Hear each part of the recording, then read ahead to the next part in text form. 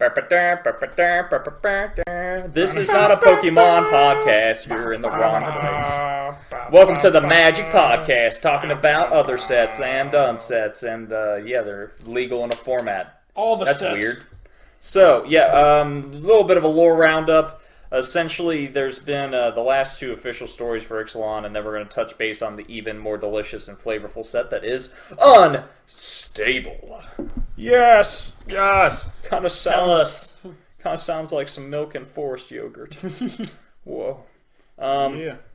So essentially, the last two parts of the story are called the race, or the basically it's all the people come together to get after that sun thing that lets you draw cards and +1/+1, and they spoiled what it does in the next set anyway. So it opens up at a Legion of Dusk fort. Humans and vampires apparently work together for the Legion of Dusk. That's pretty cool. A disheveled man stumbles up to the fortress. Turns out it's Mavrin Fane, and he's been on a blood fast for weeks and weeks and weeks, and he's like just crazy as hell, just giving prayers and being like, I'm going to eat the human people that live here. And then the priest, because all the priests are vampires, are like, that's not okay. Please don't touch my men. And he was like, eh. So they were like, okay, we've got one prisoner, since the Legion of the Dusk vampires can only drink the blood of sinners or people that are like criminals. They essentially are like, we have a bad boy. You may drink the bad boy. And so Drink a boy. we're going to prepare a nice little ritual, because they're very tactile with how they do things for the Legion of Dusk. And you can drink the boy during the ritual. And Mavrin Fane was like, just locked up in a cage, like going on and on about like Saint Alanda and how Alanda was a very nice saint, and essentially the prisoner's crying because literally the man that's going to drink every drop of his blood is like, there's a wall separating them, and that's it. An unbreakable stare, he's just looking at you. And Mavrin Fane's like, this is the story of how vampires became vampires. So basically the predecessors of the Legion of Dusk used to oversee the Eternal Sun and everything, but some asshole betrayed them, and Saint Alanda was the only one of her kind left alive. So she made a dark ritual that made her the first vampire, and basically she was like, with every breath I take, I will redeem the sins of my people and get the Eternal Sun back and achieve vengeance. That's it. And that was the first one, and then all the other vampires also, they don't like spread it with the bites, they spread it with performing the ritual. And if you perform the ritual, you get the dark energies, and that's why they don't care about being out in the sun, because it's a different kind of vampire, but they still need blood. Well, okay. I mean, I'd like to also bring up that I was crucified last time for saying that Vanna was a... We haven't even talked about her in the story yet. She hasn't come up in the story yet. But people know she exists. Shut your stupid mouth. We'll get there eventually. She's a she. Yeah, Get there we're coming to faster. that. So essentially, the Pedron the Wicked was the guy that betrayed him, and then a winged beast stole the Eternal Sun.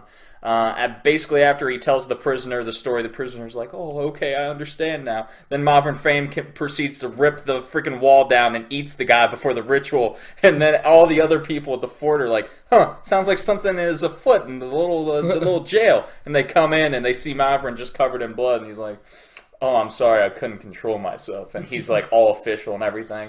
And Mavrin Fane's like highly ranked and really well regarded in the Legion of the Dusk area and all that. I don't know if you can tell, but I chugged an entire pot of coffee before this podcast so I can go through things fast. That, and also Jimmy was like licking his fingers as he was the one guy coming out of the room. He's acting this out, making us really uncomfortable. So yes, I'm sitting next to basically, after he's all clear-headed and everything, he recounts how their ship ran ashore. Mavrin Fane was actually on the second largest ship in the entire Legion.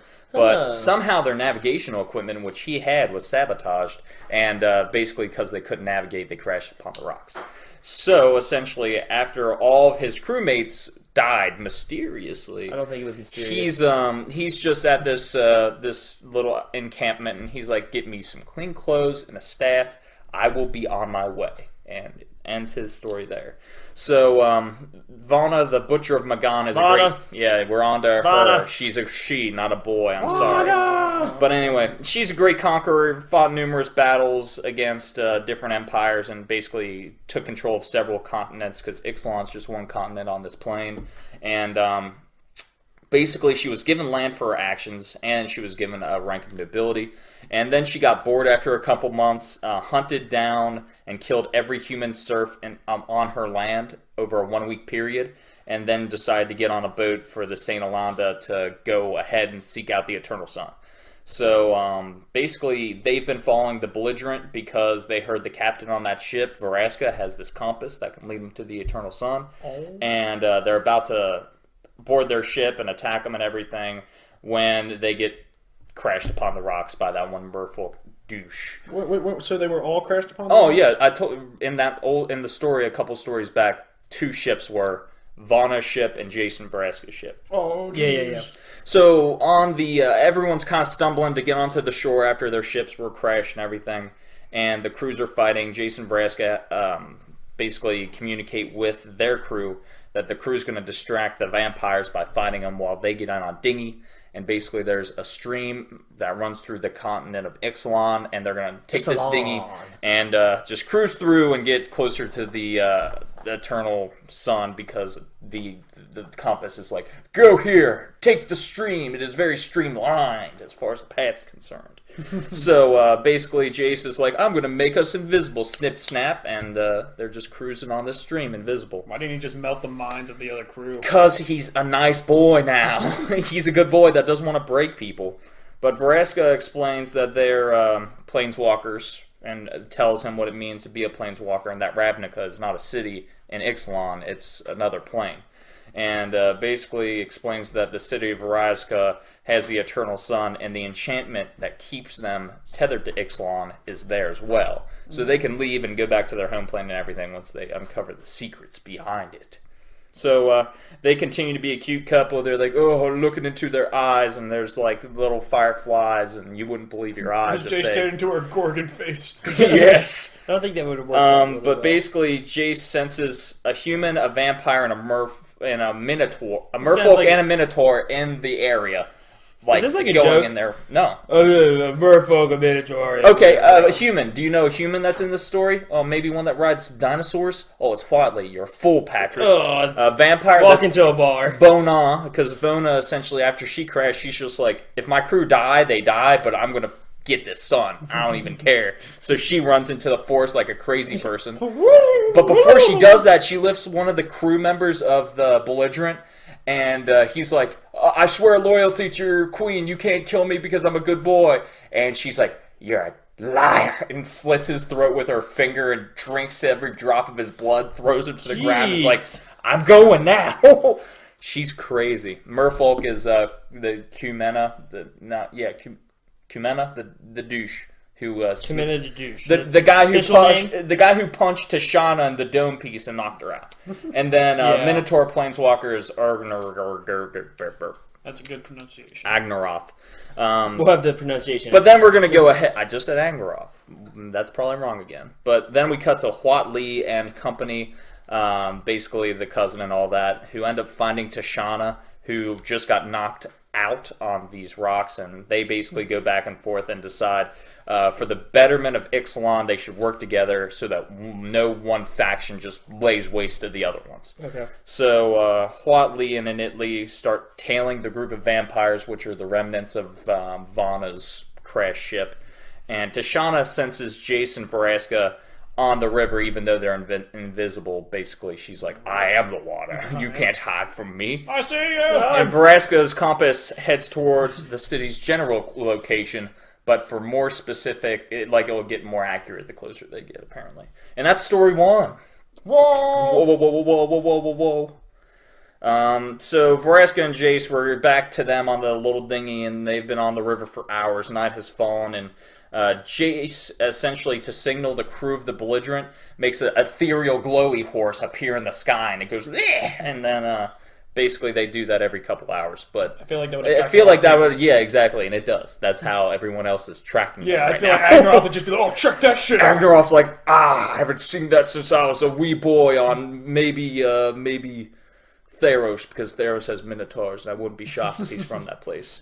But Jace falls asleep, and Veraska thinks about their lives together and how it would be if he asked her out on a date.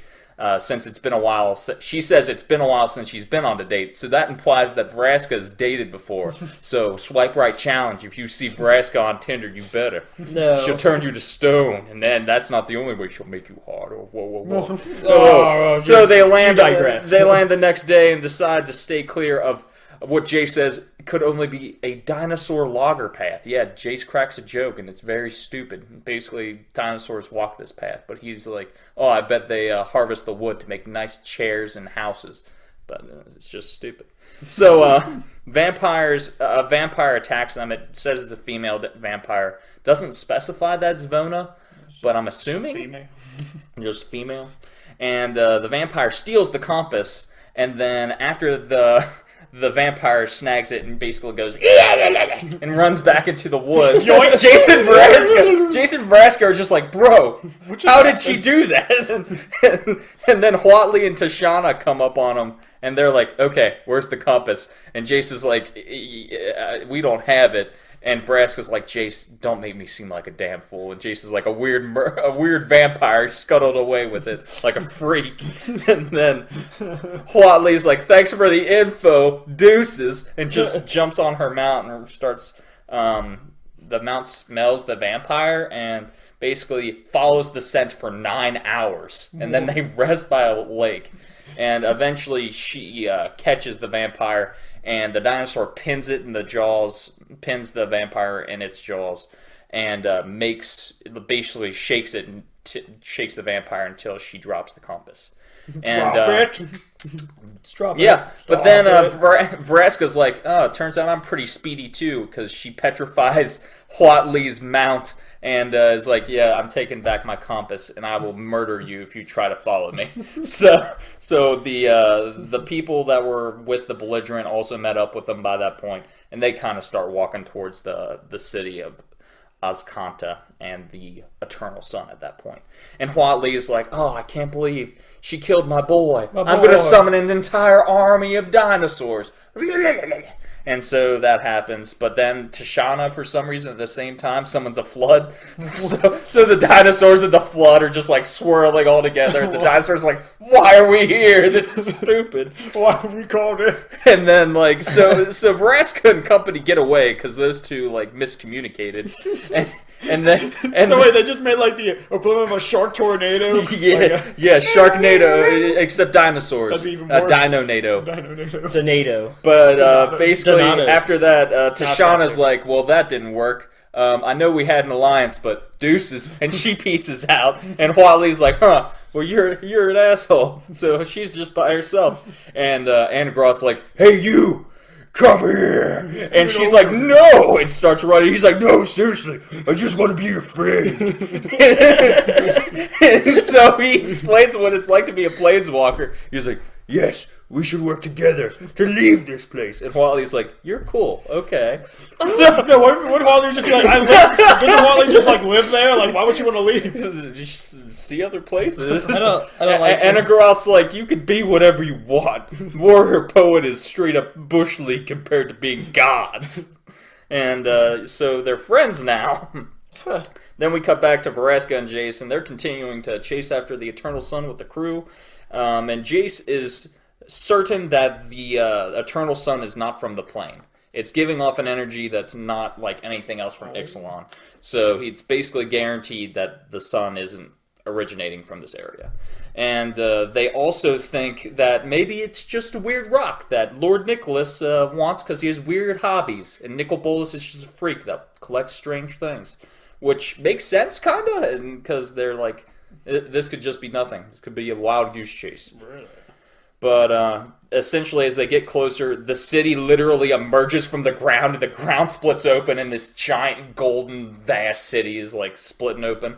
But since all the water that was running through Ixalan is getting pushed down because of obviously a crevasse and all that, Jace gets swept off the edge, and Vraska's like, "Babe, no!" But she can't grasp him, so he falls off, and she's like, "I guess I'm falling too!" and falls down.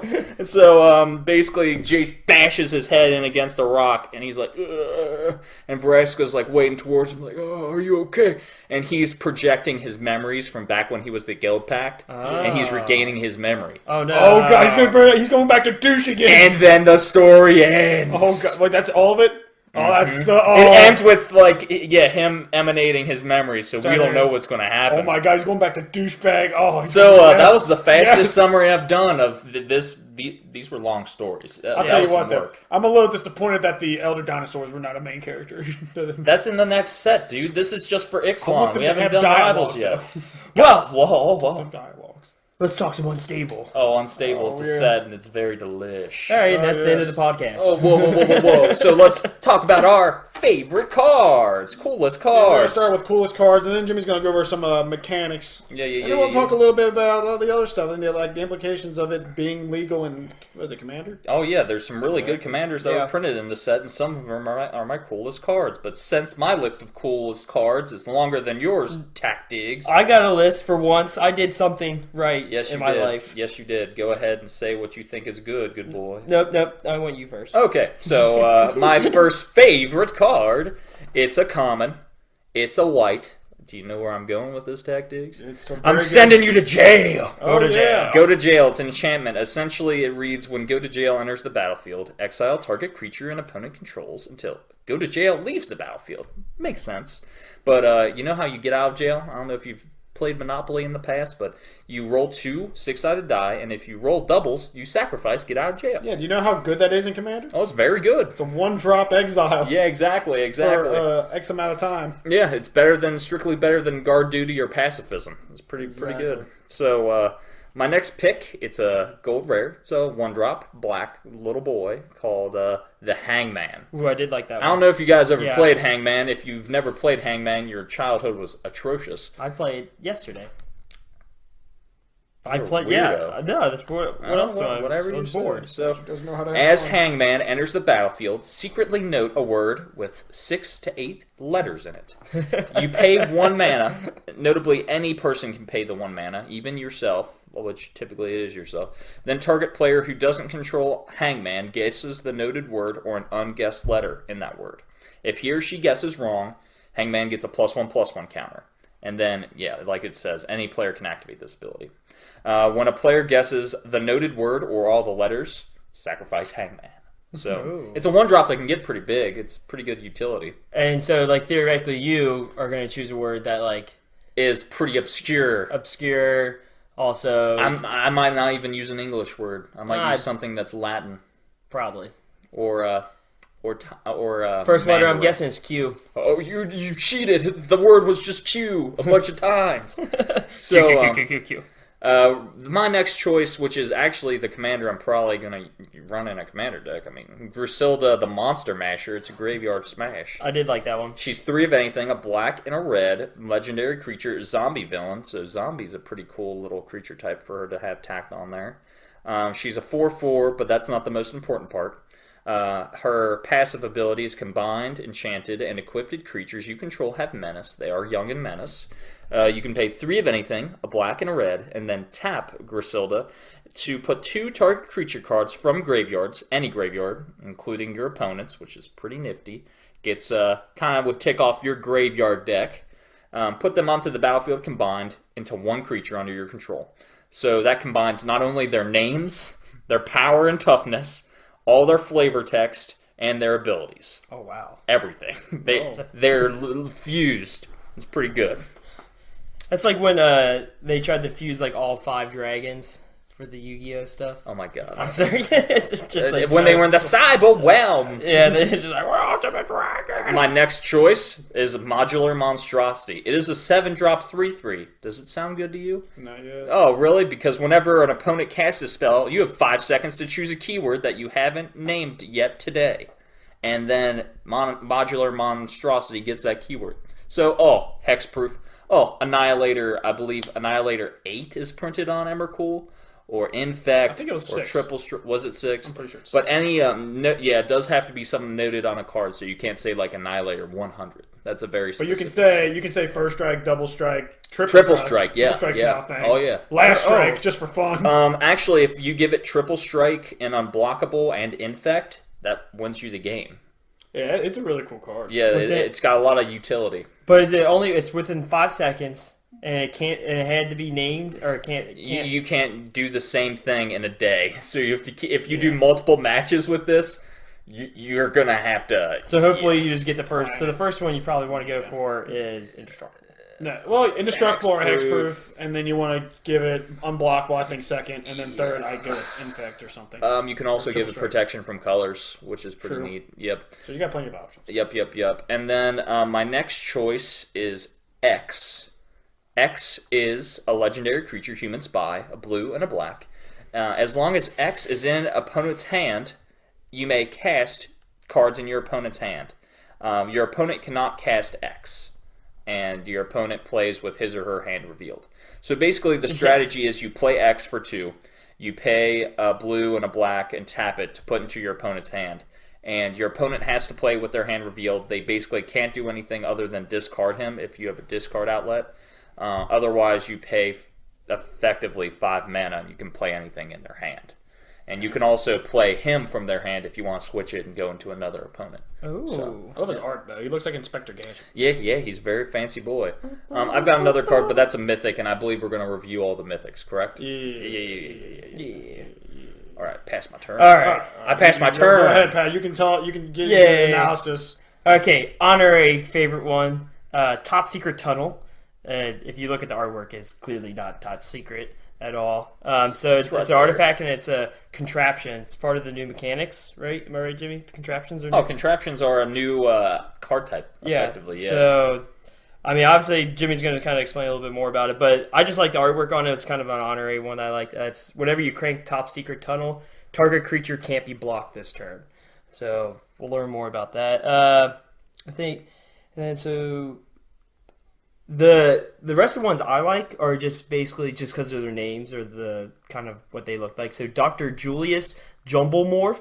He's mythic. We were going to wait on those. I want to. You can still talk. Yeah, but I like them, so I don't care. You can always go back on. Dr. Julius Jumblemorph has a really cool name. He's like this T-Rex with, is that fish? There's a big fish bowl in his hand, and it looks like rooster wings on the back or whatever. And so he is a 2 of anything, and then a green and a white. So Dr. Julius Jumblemorph is every creature type, even if the card isn't on the battlefield. And so whenever a host enters the battlefield, under your control, you may search your library and or graveyard for a card with augment and combine it with the host. If you search your library this way, shuffle it. It's a 4/4. So yeah, I like them. Another one I like is Slaying Mantis. It's a 5-drop and 2 green. So it's a creature insect wrestler. So just a second. As long as this spell is on the stack, players can't move cards on the battlefield. And then Slaying Mantis enters the battlefield by being thrown away from a distance of at least 3 feet. So you can't just set it down. You have to throw it 3 feet away. And then when Slaying Mantis enters the battlefield, it fights each creature an opponent controls that it touched as it entered. And it's a 6/6. Whoa. So every time, so I could try to, obviously throw it at one of your weak ones and it just immediately starts fighting. Yeah, but if you hit multiple weak ones, it fights all of them. True. Yeah. Another one, Squirrel Dealer. It's just a 1-drop green. Is a raccoon lizard bird. And it's a 1/1. So when Squirrel Dealer enters the battlefield, ask a person outside the game, do you like squirrels? And if he or she does, create a 1/1 green squirrel token. That's pretty much it. And then I think my last one's an artifact. Staff of the Letter of Magus. It's again an artifact. As a Staff of the Letter of Magus enters the battlefield, choose a consonant other than N, R, S, and T, which is I believe with Wheel of Fortune, those are the ones that are thrown out for them. That's kind of I think why those consonants. And then whenever a player casts a spell, you gain 1 life for each time that chosen letter appears in the spell's name. So that could be really, really good towards the end. Yeah. Oh yeah. Okay. And then we're waiting on the mythics because I think I had one more mythic that I liked. I'll wait for it. Yeah, we'll skim I through got some all. favorites too, though. You know what I'm saying? Let's go tactics. Well, on my top 5 list, I'm going to start with It That Gets Left Hanging. It's a 6-drop. It's a red. It's when it that gets left hanging enters the battlefield, ask a person outside the game to high-five you. If he or she won't, it that gets left hanging gains haste until the end of turn. So, literally, you can bank on yourself being denied. Yeah. To swing in poor for 5 tactics, has quickly. no friends. I know. My next favorite is You could have strategic amputees. yeah, exactly. Oh god. That's terrible, but it's tell me a no. strategy. Continue on. Yeah, there's a lot of cards with mechanics about high-fiving. No, my next one is Animate Library. I found this really funny, just the whole fact. Oh, of, and Commander, it's pretty Since goofy. it's Commander legal now, you can literally have a 6-drop, possibly, a 70-70, 80-80. Yeah, something maybe around it. Depends. Something like at a max, but Enchanted Library is an artifact creature on the battlefield with power and toughness each equal to the number of cards in it, and it's still a library. So the good thing about this is if it's destroyed, it gets exiled. So you don't lose your entire library as a result. Yeah, of the it, enchantment gets exiled, not the library. So I mean, I'm okay with that. That's pretty okay with me. I don't want to get screwed that quickly. Yeah. But my next favorite, it's called Earl of the Squirrel. Earl of Squirrel. Earl of Squirrel. I did like that. Yes, one. it's a 6-drop and it has Squirrel Link. Whoa. So great. So anytime it deals damage, you create that many 1/1 green squirrel creature tokens. And then creature tokens you control are squirrels in addition to their other creature types. Other squirrels you control get 1/1. So it lords and turns everything into the squirrels that it lords. Oh, Jesus. Plus all other tokens are squirrels. Squirrel. Did you see that? Exactly. Oh, yeah, and the so token deck is really good. I got 2 more. So You better my hurry. next favorite is Extremely Slow Zombie. Oh, whoa. It's not even a good card. It's just hilarious. It's good, I swear. It's a true drop and it has last strike. Therefore, it strikes last. And last and not least, my favorite of the whole set Yeah. is the Forest. I love the Forest. The Forest art is amazing. The artwork, oh, yeah. I love the Forest. Like Yeah, it's just you the can't beat green is just so alluring. Are these John Avon? I don't know. Let me check really quick. I will check really quick. And it says the name is. John Avon. Oh, yeah. Look at Jim Bobe. Yeah, I'm pretty sure I know some things. Yeah, you know some. Whoa. Okay, time to move on. Moving on. Now, for the PDT official mythic review of Unstable. Coming to you in an ear box nearby. Prepare your ear bones for resonance. What? Yeah, you've got bones in your ears I'm that help you hear. triggered. Just continue on. Okay. That's what happened. First mythic, the Grand Calculatron. A Grand Calculatron is a legendary artifact.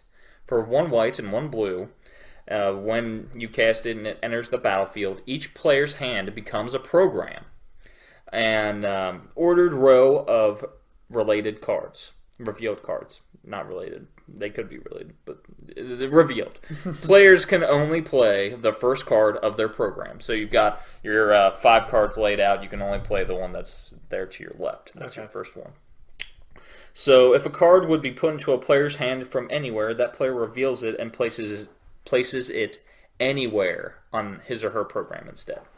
So at the beginning of each player's end step, if that player's program is fewer than 5 cards, he or she draws until it equal to the difference. So you have to have at least 5 at any given time. So what do we think? Shit or legit for 2 mana? I'm going to say shit for the whole fact that people are going to be off-put because it just sounds complicated, even though it really isn't. Yeah, it's not complicated. Basically, you play this everyone reveals their hand. You can only play the first card in the set of 5, and you can only customize the order of these cards when you get a new card. Yeah, but I feel like people don't want to play for the sole fact that they might play somebody who doesn't understand it, and therefore they have to explain what it I would play it literally just to limit everyone's options. Like, just to build up a board state and then play something foolish. Yep, I'm saying shit, just because I did not understand that. Okay, I say it's legit because I'm not a Patrick. I hope Cornelius gives you lead poisoning. Yeah, We have a snake It still friend. qualifies as shit. It's 2-1. Okay, fine. Moving on. Whoa. Shit. Here's one of the best artifacts ever made, in my humble opinion. The Sword of Dungeons and Dragons. So this is a 3-drop artifact equipment. Equipped creature gets +2/+2 and has protection from rogues and clerics. I don't know. Neither of you play D&D, so it's a reference, but I swear to I God. got. It's pretty much useless. Well, they're creature types, and I mean, yeah, there are rogues. Juan and literally said he's going to build a cleric deck, so I'm going to put a playset into some deck and just touch myself. And by myself, I mean, like, snap my fingers and do my stare. And do them all by myself. So, whenever equipped creature ultimately deals damage to a player, you create a 4/4 gold dragon creature token with flying. And then you roll a 20-sided die. If you roll a 20, repeat that process. So basically, you get a 4/4, and then if you roll 20, you get another 4/4, and another 20, another 4/4. Yeah, I think from our chain, it's only happened once, but we've rolled the same thing twice. It happened. But they weren't even 20, so. Yes. Yeah. So the next, what do we think of the Sword of Dungeons and Dragons? Art's really cool. I'm saying legit because it has like a really good ability anyway, and it's pretty much off-putting one. The great I'm swords. legit on that. As well. Yeah. I liked it. It's beautiful. Plus, you get dragon tokens, which token decks really care about. Exactly. Whoa. Hey, if you've got your Earl of Squirrel out, it's a 5/5 dragon squirrel. Exactly. Why didn't they make a dragon squirrel just like right off the bat? Just They have a cat dragon in the commander deck. Yeah. Oh yeah, but they didn't make squirrel. No. So the next, we're all consensus. It's legit. It's a legit card. It's a legit thing. A seal of approval. The next mythic is Summon the Pack. 7 of anything and a 1 black. Sorcery.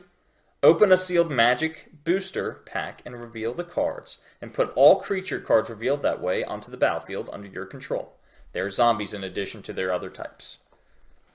So, I mean, I'm not gonna lie. If you pick Legions, I don't know if you know anything about the set Legions. So you need to have a pack to use it? Yeah. That's funny. Yeah. It's expensive to run. I mean, but if you play like a cheap set, I would just buy a bunch of Dragon Maze and put it in my pocket if I go to a tournament. I'm gonna go with Rise of the Eldrazi. I mean, Ulamog's Crusher as a common. But anyway, with Legions, every single card in Legions is a creature. So you would have 13 creatures. Really? Oh. And Actually, how much does 11. a pack of Legions usually run? $9. It's cheaper. It's not Hey, bad. Yeah. too bad if you're going for For the lulz. the lulz. Exactly. I thought you said Legends for a second. Like, wait a minute. No. Oh, Jesus, $5,000 those are a expensive. pack. What do we think of that? What do we think of the... I think it's legit, but it's expensive to use. Yeah, it is. I think it'd be really funny just to pull that out and just be like, yeah, I got a booster pack right here. Right here. I'm torn in between because I don't want to spend more money than I have to, and that sounds like a lot of money I have to spend just to play that card. How much is a lot? Are we wanting is it to more than cover- $1? Yeah. Yep, that's a lot. Jeez, you're a weirdo. Are we going to cover mythics that are the contraptions? We can talk about once we get to the whole mechanic thing that people are kind of misty about. Misty. All right, next mythic. Do it yourself, Seraph. 4 of anything and 2 white. It is an artifact creature, Cyborg Angel. Cyborgs are the something of the gear, Order of the Gear? Or, yeah, something like that. That set of those creatures. Basically, it's a 4/4 flyer, and whenever do-it-yourself Seraph attacks... Oh, Order of the Widget, my bad. Order of the Widget. Gotcha. Whenever it attacks, you may search your library for an artifact card, exile it, then shuffle your library. Do-it-yourself Seraph has the text box of each card exiled with it, in addition to its own. So basically, you just tack... You like being up on me? We got a little boy that's attacking me. But anyway, do-it-yourself Seraph essentially gets to be all of the artifacts that you snag. Smag. Smag? Yeah, I don't know. That's totally a word. What do you guys think? I wish Cyborg was just like a thing that was around in regular Magic. I just kind of wish that was just a regular archetype. Cyborg. Cyborg decks would be cool. Yeah, that would be I pretty lost sick. interest in it when you started talking, to be honest with you. Well, sometimes you just gotta yell at people. So And you weren't convenient enough for me to yell at, so I'm sorry. no, I know. So I'm very good. I'm abstaining from It's this. very good. Yeah. It's very good. Yeah, I'm gonna say in an artifact deck that's an MVP. And also, it's a good commander card, I think. Oh yeah, very good commander card. So I'm gonna go with a legit. Legit as Tactics well. is legit, and then No one cares about Patrick's opinion anyway. Yeah, my Petunia doesn't matter. Your patina My doesn't Petunia. my Petunia. My Rick Pitino doesn't matter. Oh, no, don't talk about him. I hate him. Anyway, so the next mythic, Baron von Count. Which was on my top 5 that I liked. It was also on my top 5. I liked it a lot. It wasn't on good. my top 5. He wasn't? No. No, yeah, he was good. Wait, can I talk about him? Yeah, I'll let you talk about him. Yay! Okay, so he's a 3-drop, so one of anything and then a red and a black. So he's a legendary creature and a human villain. They're part of the League of Dastardly Doom. Dastardly Doom. No, Dastardly. Dastardly? That's Well, it's Dastardly, but Dastardly? you know I can't pronounce anything. Disaster. So what's cool about this one? Okay, so Baron von Count enters the battlefield with a Doom counter of 5, and then whenever you cast a spell with the indicated numeral in its mana cost, text box, power, or toughness, move the Doom counter 1 numeral to the left. And then, which I, presuming go down to 4, 3, 2, 1. And so when the Doom counter moves from 1, destroy target player and put that Doom counter on 5. So from my understanding, and correct me if I'm wrong, Jimmy, you can just keep doing this for everybody. So if you're playing in kind of a multiplayer, yeah, you would start back at 5. You start back at 5, and then you go to the next person. Like, all right, 5 times. Basically 5 cards. As soon as 5 cards are played, they have the exact numbers, and you're kind of just going to win. That would definitely be a great commander deck for me. I wouldn't play against that. That'd be annoying. It'd be fun. super annoying. It'd be super cool. Which is my type of deck. Destroy target player. It's so dumb. Those are some of the most powerful words to ever be printed on a Magic card. Yeah. Do they have regenerate target player? No. No, Ascended. Yeah, if you're, like I said, if you're only going to use him as a commander, being a 3-drop, that's like really good because you can get him out super early. You would literally and have the to run commander like tax is irrelevant. You'd have to run an enchantment that makes the target player like a hexproof. There's only a few that I know of. There are a couple, yeah. That lion that There's a lion John that does likes, and then Good thing that's what I'm going to run. Some other shenanigans. Okay, back to Jimmy. Oh, I love him. He's a good boy. He touches me in all the right places, and then he makes me go boom. I die. I was just saying, get back to the mythic list. Oh, the next. Well, we're all saying legit. Yeah. Oh yeah, definitely. Legit. Okay. I didn't even think that needed to be stated. Oh well, the Baron needs his due. So the next mythic, it's one of your favorite boys, Dr. Julius Jumblemorph. Whoa. Just you like want to talk? You want to talk? No, about I just really, honestly, I didn't really care for him as much as I care for Baron. But his name was really cool. So if you build a deck around him, he's good. Well, no, I get that part. I'm saying I just really liked his name. I love how he's just a legendary creature. He's like, yeah, because he's every creature. I don't know type. exactly. I know. That's why I just love it because he's a He's T-Rex, everything. chicken, wizard. You know what merfolk. the most important thing is? What? He's a sliver. He's also a doctor. Yes, he is. Yes. Yep. That's a very important distinction. Yeah. How many Magic cards have they have PhDs? But anyway, he's 2 of anything, a green and a white. I don't think he's the only one. Yeah, he might be the only one. Well, there was the other uncard, the guy who created Magic. Why am I blanking on his name? What? Urza? Are you talking about, oh, the dude. Like the Yeah. guy. Okay. He has a PhD in his card's title. I don't know why I'm blanking on it. I'm sorry. I'll crucify myself later. Anyway, so whenever a host, which if you don't know about the host mechanic, essentially in Unstable there are hosts and help me out here, Pat. What are the things that you put on them called? Like No, is it just host is like the main card that you play, and it's a creature on its own that has inferior activated abilities. But once you put it's like if you ever had one of those books where you can mix and match different animals as a child, and basically It's just like the half and half stuff, right? Yeah. So there's no, hosts, talking and then about there's augments stuff. Oh. Yeah. I don't understand why you guys didn't know. I'm like, wait, are they trying to explain? Augments. I was trying to think of the name for augments, but We're basically, idiots. yeah, we're just damn fools. Whenever you play a host, you can search your library for an augment and just put it on there. I mean, it's just good. You can go infinite with the squirrel horse combo, I believe. Yes. And actually, as an errata text, wizards realize that goes infinite, and you can apparently only target 1 creature per turn now.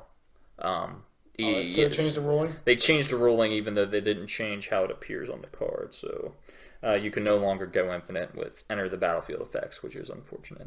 But anyway, after you put the augment on the host, you shuffle your library. So that's a thing that you have to do. That's pretty cool. Yes. What do we all think about good old Dr. Julius?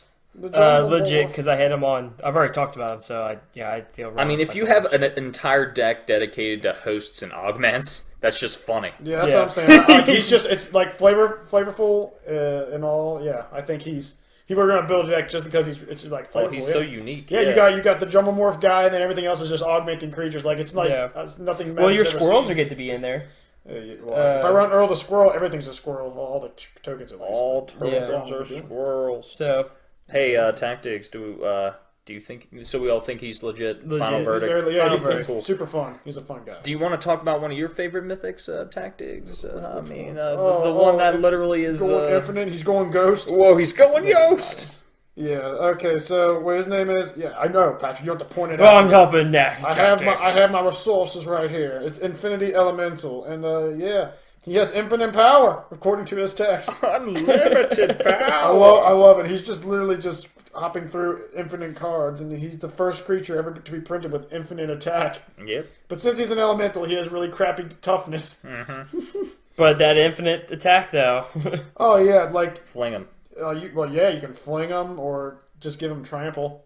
I feel like like I'll say this to everything. This is great in Commander if you just set it up for him. If you're running a green-red Stompy, because getting to that mana ain't that bad. Oh, once you're pumping. So yeah, I don't know. I think he's legit because he's the most powerful card ever made. That's in the means of attack power. Oh yeah. All right. Of course, he can die to removal, but yeah, he's legit. Legit. Oh, yeah, obviously he's legit. He's very I good. mean, unless your opponent has a magic cylinder. Yeah. Oh, God. Oh no. So that covers Another Yu-Gi-Oh reference. that covers all the mythics that are Relevant. creatures and Yeah. No, that doesn't. What's left? Well, we got a couple of the Contraptions? We're not talking. No, I'm not talking about contraptions. I'm talking about some of the whatchamacallits, like the old Buzzbark. That like the Oh the my leaders God, of each where one. is he? Yeah, and then you got the Oh, you got yeah, we Phoebe missed had a a couple. sneak. Sneak. You should Sounds like definitely Shield. cover those people that are not on my website for some reason. Yeah, It Phoebe is. had a sneak. Okay, well she's a 1 or 3-drop 1 of anything and a blue and a black, and she's a human spy. Phoebe had a sneak can't be blocked by creatures with flavor text. Huh. So creatures with flavor text. Yeah, mine literally doesn't have it That's loaded. funny. That's Yeah. weird. We're looking Yeah. at resources. Creatures with flavor text cannot block Phoebe, which is really cool actually. And then you can pay 2 and a blue and a black to have Phoebe permanently steal target creature's text box. But then they can creature block loses- him. Then they can block her if they had flavor text. It steals the text box, but that creature loses all rules, text, flavor text, and watermarks. And this of it? creature gains Just watermarks, It too. can steal all the abilities too. Oh, Jesus Christ. So that's incredibly dangerous. Whoa. Not to mention her and Commander is stupid. Yeah. Again, she's a Oh, free. I'm just going to pay 3, and then anytime he plays something good, I'm just going to steal everything that makes it a good card. Oh my God, that seems good. Do they get it back once she's dead? No. It says permanently steals the target. permanently? Like, literally, she screws people over, and even when she dies, they're still screwed over. Like, they're just nothingness. Oh, wow. Man, This is going to be fun to play. Oh yeah, definitely. I'm excited for this. Man, do you want to talk about old Buzzbark, and then I can just stare at one of my favorite mythics from this set for the remainder of the duration of time? Oh, Yeah, I'm we'll just talk gonna about- stare We'll talk at it. about that last. Go Yeah, ahead and talk about old Buzzbark. I thought you were Oh, fine. But old Buzzbark enters the battlefield, roll an six-sided dice onto the battlefield. What's his converted man? What's his? Well, mana it's cost? X and then a red and a green. Yes. Okay, so it's whatever- technically, you can pump this up as much as you want, depending on what you have. 40-sided die! So yeah, you roll X, depending on how much you pay, 6-sided die onto the battlefield from a height of at least X inches. So whatever you pay, you have to hold it up from that high when you drop it. For each die, put a number. We would of, need a ladder. Fun fact: if you can't, if we're unstable for those criteria, like standing from a certain distance and everything, if you physically cannot, we can't proceed with the game until you meet those criteria. Just like with the high five, if you can't find a person to high five, you automatically lose. Or Conslaver, if you can't find someone outside the game to take over someone's game. We'll talk about some weird rules after a little bit. We need but some yeah. mechanics fresher. Yeah. But I was interrupted. For each die, though, you put a number of 1+1 counters on equal to the result on each creature you control that a die is touching. So you drop the die, and then if the die is touching a creature, it gets that many 1+1 counters. Also, And for each Go die, on. all Buzzbark deals damage equal to the result to each creature an opponent controls that the die is touching. So it's either going to hit your opponents or buff your dudes. Yeah. So I mean, That's really good. It's really Yeah, it's funny. very good. It's very good, but I It's mean, so weird. It's so by chance that it rolls on something. Yeah, but that's impact. That you're not going to look at me and tell me that doesn't impact the game. I know if I drop the die from a reasonable height on this table that we're using right now, Oh, just it'd roll fall off. Yeah, yeah. That's not. That's Make sure not... you're playing a very shocking, absorbent table. Yes. I say it's legit. It's fun. Oh yeah, very it's fun. definitely legit. Legit. It's very fun. Yeah, we're gonna just cover this entire table in moon sand, so it'll be able to just sink in at a certain thing. Go over the planeswalker and the single Oh! planeswalker in this set. There's never been an Urza Planeswalker before, but he's the head's master, and there's fun lore involved with this card, actually. Yeah. Basically, in order to get out of some sort of shenanigans when they were dealing with Phyrexia, he had one of his associates behead him and pretend he was dead when in reality his eyes are the Meek Stone and the Might Stone, and those are basically what's keeping him alive. So anyway, there was a period of time where Urza was just a head, and he is the Academy headmaster. Yeah, so essentially he's one of every color to get him out there. 5-drop converted mana cost for a 4 loyalty planeswalker that has a +1 where you head to askurza.com and click +1. -1 is head askurza.com -1. -6, go to askurza.com, hit -6. And this website will not be available until the set launches. December the 8th? Sure. Yeah, December the 8th. Yeah. Because it's 2 days after my birthday. If you want to send me things, you can't. You don't have my address. So, yeah, that's basically it. He has a bunch of amazing abilities, probably, maybe, or really bad abilities. Yeah, that we don't We're know not about sure. until you get into the website. But it's going to be pretty awesome, I bet. Like, I mean, I hope so. I want to say legit for now until Oh, we yeah. figure out what's going to happen. I'm gonna hold just the off. fact that it's an Urza Planeswalker alone, I'm saying legit.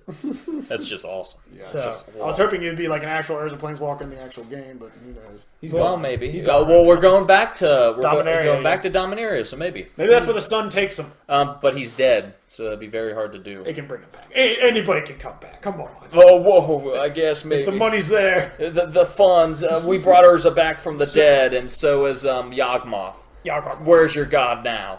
Well, I think they've been waiting for one thing and one thing only: the mechanics. You mean like What is- the mechanic blurry, which means this creature can't be blocked can only be blocked if the defending player was wearing glasses and when it was cast. Okay, so we'll make this like a Q&A session. You guys throw whatever questions you have about the set at me. I'm pretty sure one of your major questions is going to be... What's a contraption? Yeah, so a contraption I don't know how is it'll work. an artifact that you put on one of 3 sprockets. You're going to have the flip side of every single contraption card has the 3 sprockets, and you start the game on sprocket 3. Okay. And then when your turn begins, you crank. So you put your counter that's on sprocket 3 onto sprocket 1. And basically, whenever you assemble a contraption, you get to put it on sprocket 1, 2, or 3. Then when your counter gets on that sprocket, you activate the abilities of any contraption that's on there. So you have a separate deck called the contraption deck. And whenever a creature card says assemble a contraption, you get to take one of those contraptions off your contraption deck, put it onto one of your sprockets, and then as soon as your counter hits a sprocket with that contraption on it, it activates. So let's say you've got you're going first. Well, no, let's say it's one of your turns and you're on sprocket 1, but you have a BB gun on sprocket 2. So your turn starts and you crank. So you go to sprocket 2 and BB gun triggers. Yeah. So whenever you crank BB gun until the end of turn, target creature gains pay 2. This creature fights another creature you control. So you get to pay 2, and then you have a creature fight another creature. Okay. Yeah. So basically, it's another resource that is constantly rotating, and you can either put all the contraptions on one sprocket, so you have a huge turn, or you can spread it out to where you can pace out your different triggers. Okay. Can you have multiple? So you can have multiple trigger at one time. So yes. okay. So I say I'll have like 2.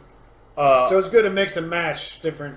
Notably, if you're playing constructed or any non-draft format, you can't have any duplicates of contraptions, and your contraption deck has to be at least 15 cards. Okay, it has to be 15. Can it be? It can At obviously least. be more. It can, but you can't have any duplicates. It has to be at least 15. At least 15. At least 15. No So duplicate. pretty much 15. I wanted to have some fun because, for those that don't know, the sets or the contraptions they were printed in like sets to where they assembled to make a picture, which is really cool. So yeah, like there's the one for the goblin explosion ears. You got if you put all the contraptions that have their art on it put together, you have like their little factory, which is I just thought that was really cool how they did that. Yeah. I mean, they're all really. They cool. really hit it. They really put hit a lot it of out work the park. into this. Yeah, this set is really artwork. cool the way they did the art for Yep. this. It's Um, outlandish. But yeah, like I was touching on before, when a card has a certain requirement for its resolution, like I was saying, Kindslaver, which is kind of like a play on Mindslaver, where target individual from outside the game takes control of an opponent's next turn. If you cannot resolve that, you basically have to concede the game. Like you have to be able to target somebody. So, yeah. What are some other major things we should know about? What do you have questions? What mechanics are you Well, curious about? we're not really the mechanics beyond that are pretty well explained on the cards. Yeah. Yeah. I just think it's interesting how they unbanned, or not unbanned, but made it legal. Made these cards legal, because they're kind of kooky, but they're legal. Oh yeah, they can be used. Even like Thopter Pie Foundry, that's legal now. Yeah, basically everything other than there are there's some really broken cards from older unsets, like it's the Lotus. There's a Lotus that taps for unlimited mana. Well, yeah, you can tap it for unlimited mana, or you can pay 100 mana to tap it for one color. Well, no, you can just pay 100 to get one Or color. pay 100 to so get one you color. can literally just have unlimited mana of any color whenever you want. It's just a goofy card. Sub game ones are pretty much banned. They're banned, kind of like because the ban list is on MTG Goldfish. Yeah, it's yeah. But I mean, there's just some interesting things about this because now that they're playable, and is it just Commander? Yes, Commander's the only set. Well, I mean, like there's some like cards that are printed off of it. Like there's very Cryptic Command. It's just like Cryptic Command, Yeah, essentially. basically. Yeah. It's almost like having two copies, other than the one ability is not as good. Yeah, but still, you're getting those slightly watered down. You can use it. It's not like Or that one card that you sent me a picture of, that so help me God, if you run that in a Commander deck, it's got protection from black bordered cards. Hold on, so literally you have to be playing uncards to be able to block it, or else it's just gonna beat your brains in. it's not even block it. It's just you can't kill it either. Yeah, it's got protection from black border cards. Yeah. So It's even, a like knight, that gets around even some border knight. lights and everything. They have black borders, so it's Yeah, protection from those. Yeah, it's the Knight of the Kitchen Sink. Yep. First strike protection from black borders. So yeah, protection from pretty much any normal card. Yeah, there's some cards in this unset that, I mean, they're gonna revise what's banned as Does soon that mean as there's January. the gold bordered tournament illegal cards? Can that kill it? Essentially.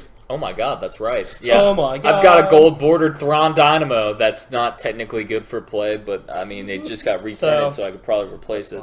But it can't deal damage unless I animate Yeah, it. there's a lot of really cool cards in here. Like if you're running, you got Over My Dead Bodies. Those are great. Yeah, you can. Is that just a rare too? It's a rare. Yeah, creature my cards God. and graveyards can attack and block as though they were on the battlefield. So if you're running like a tribal zombie commander deck. There's also a blue rare that basically says all graveyards are your graveyard as well. Oh. Yeah, it's like a 6-drop.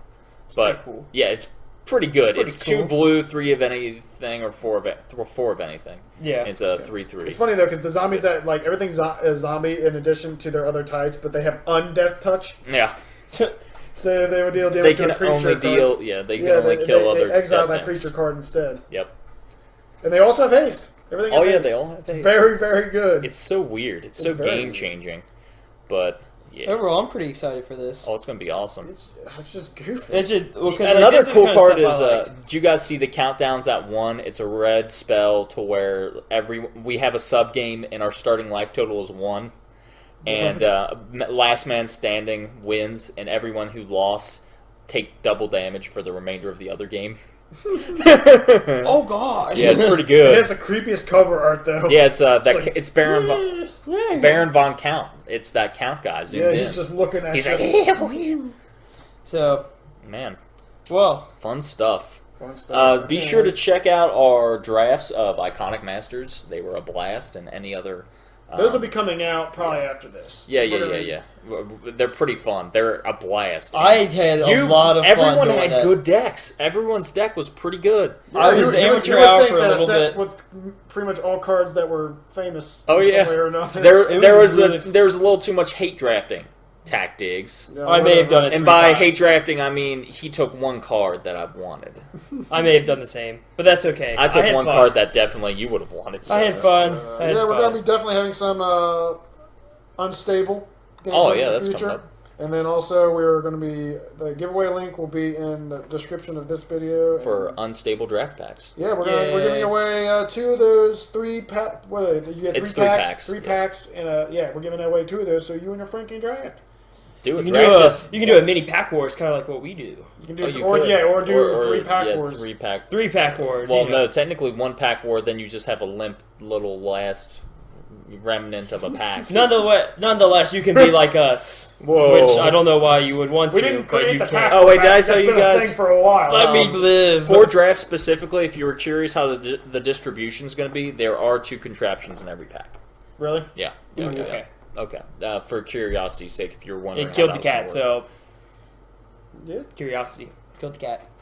Wow. Oh, wow. like Schwarzenegger's cat. Oh, Yep. that's cool. I was going to my actually God. end this podcast on a good note, but you just kind of ruined everything. Oh, Yep, whoa. ruined everything. Oh well, like and subscribe anyway, even though if that completely turns you off.